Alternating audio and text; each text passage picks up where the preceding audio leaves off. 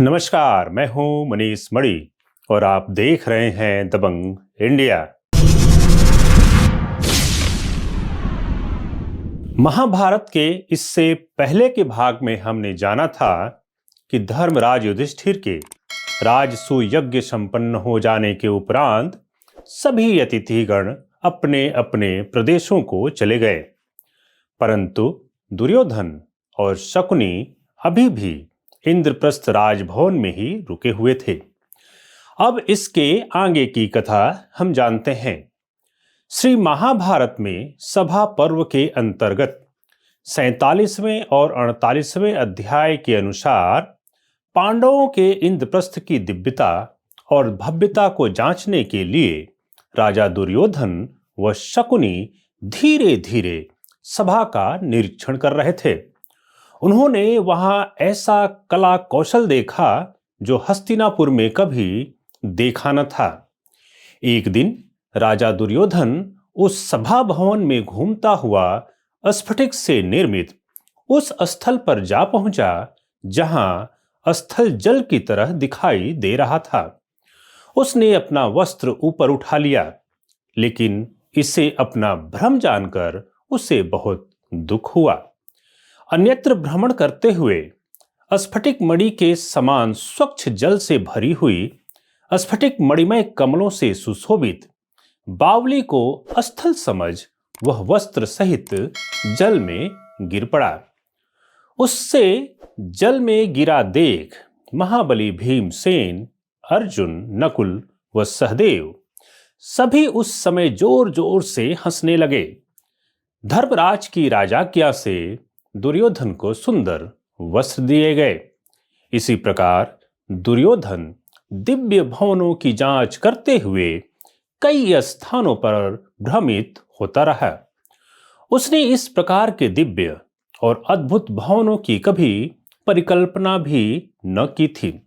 राजा दुर्योधन राजसूय यज्ञ महायज्ञ में पांडवों के पास आई हुई अद्भुत समृद्धि पर दृष्टि डालकर पांडुनंदन युधिष्ठिर की आज्ञा ले अप्रसन्न मन से अपने मामा शकुनी संग हस्तिनापुर को चल दिया। चलते समय पांडवों के ऐश्वर्य और उनके संपत्ति के विचार से राजा दुर्योधन का मन पापपूर्ण विचारों से भर गया। यह देखकर कि कुंती के पुत्रों का मन प्रसन्न है, भूमंडल के सब नरेश उनके वश में हैं तथा बच्चों से लेकर बूढ़ों तक सारा जगत उनका हितैषी है। महात्मा पांडवों की महिमा अत्यंत बढ़ी हुई देखकर दुर्योधन के चित्त में इतनी जलन हुई कि उसके शरीर की कांति यकायक नष्ट हो गई।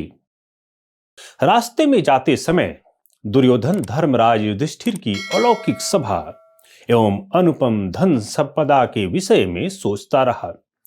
वह बहुत ही चिंतित एवं व्याकुल हो रहा था।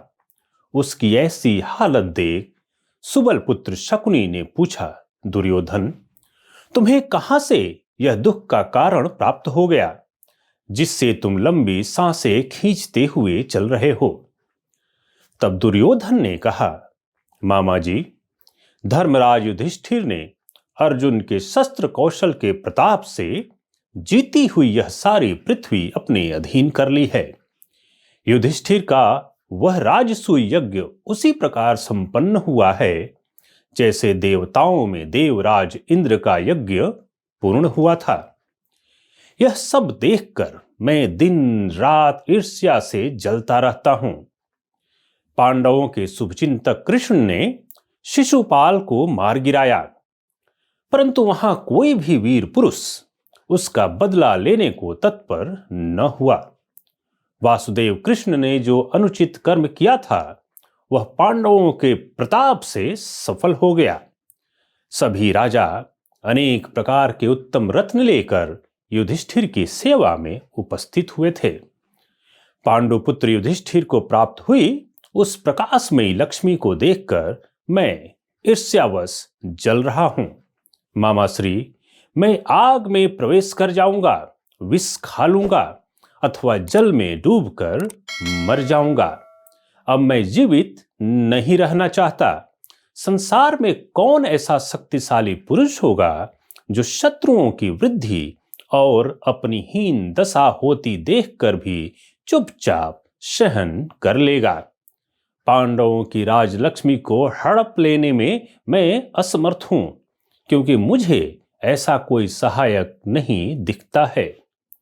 पहले मैंने पांडवों को नष्ट कर देने का प्रयत्न किया था, किंतु उन सारे संकटों को लांघ करके वे जल में कमल की भांति उत्तरोत्तर बढ़ते गए। इसी से मैं दैवत्य को उत्तम मानता हूं और पुरुषार्थ को निरर्थक। दैवत्व की अनुकूलता से पांडव प्रतिदिन उन्नति करते जा रहे हैं और पुरुषार्थ करने पर भी मेरी अवनति होती जा रही है। मैं उस राजलक्ष्मी को, उस दिव्य सभा को और रक्षकों द्वारा किए गए अपने उपहास को देखकर निरंतर संतप्त हो रहा हूं, मानो मैं भयंकर आग में जल रहा हूं। मामा जी, अब मुझे प्राण त्यागने की आज्ञा दीजिए, क्योंकि मैं बहुत दुखी हूं और क्रोध की आग में झुलस रहा हूं। आप पिताजी महाराज को मेरी यह अवस्था सूचित कर दीजिएगा। दुर्योधन की ऐसी मनःदशा देख शकुनी ने कहा, दुर्योधन, पांडव अपने भाग्य के अनुसार प्राप्त सुख का भोग कर रहे हैं, उनसे द्वेष करना उचित नहीं। ऐसा भी न समझना कि कोई तुम्हारा सहायक नहीं है। तुम्हारे सभी भाई तुम्हारी आज्ञा के अधीन हैं।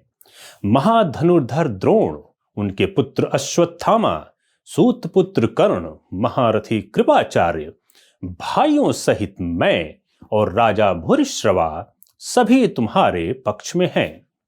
तुम इनकी सहायता से चाहो तो सारे भूमंडल को जीत सकते हो। इस पर दुर्योधन ने कहा, मामाश्री, यदि आपकी आज्ञा हो तो आपके द्वारा बतलाए गए सभी महारथियों के साथ इन पांडवों को ही युद्ध में जीत लेता हूं। इनके पराजित हो जाने पर सारी पृथ्वी, समस्त भूपाल और दिव्य सभा भी मेरे अधीन हो जाएंगे। तब शकुनी ने कहा, भांजे, अर्जुन, वासुदेव, भीमसेन, युधिष्ठिर, नकुल और सहदेव और पुत्रों सहित द्रुपद, इन्हें देवता भी युद्ध में परास्त नहीं कर सकते, परंतु मैं वह उपाय जानता हूं जिससे धर्मराज युधिष्ठिर को पराजित किया जा सकता है। महाराज युधिष्ठिर को जुए का खेल बहुत प्रिय है, परंतु उन्हें खेलना नहीं आता। यदि उन्हें जुए के लिए बुलाया जाए तो वे ना नहीं कह सकेंगे, और मैं जुआ खोलने में इतना निपुण हूं कि भूमंडल में तो क्या, त्रिलोक में भी मेरे समान कोई नहीं है। इसलिए तुम धर्मराज युधिष्ठिर को जुआ खेलने के लिए बुलाओ। मैं चतुराई से उनका सारा राज्य, वैभव और धन संपदा तुम्हारे लिए जीत लूंगा। ऐसा ही करने का निर्णय कर दुर्योधन और शकुनी तेज गति से हस्तिनापुर को चल पड़े। आज के महाभारत कथा में बस इतना ही। वीडियो आपको कैसा लगा हमें जरूर बताएं। वीडियो को लाइक करें, शेयर करें और हमारे चैनल को अभी तक सब्सक्राइब नहीं किया तो सब्सक्राइब जरूर करें। धन्यवाद।